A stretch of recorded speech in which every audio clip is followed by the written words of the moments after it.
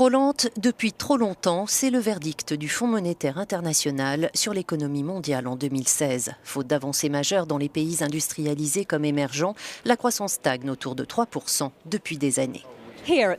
Ici, au Forum économique de Davos, on espère que 2017 sera l'année de la sortie du marasme économique mondial. Pour tous, les décisions politiques aux États-Unis seront déterminantes. Donald Trump a promis des réductions d'impôts et des déréglementations. Jeff Schumacher, PDG de la firme d'investissement BCG, se méfie de Donald Trump, mais il se dit optimiste quant à l'apport de sa présidence au monde des affaires.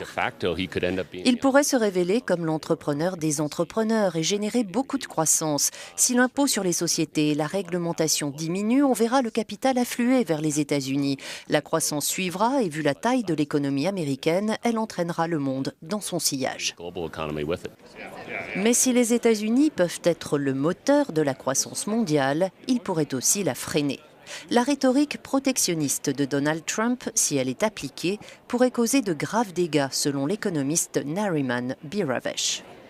Si c'est un populisme favorable à la croissance, très bien, et ce sera probablement le cas. Mais si c'est un populisme protectionniste, ce pourrait être un désastre pour les États-Unis, la Chine et d'autres. C'est un scénario de récession.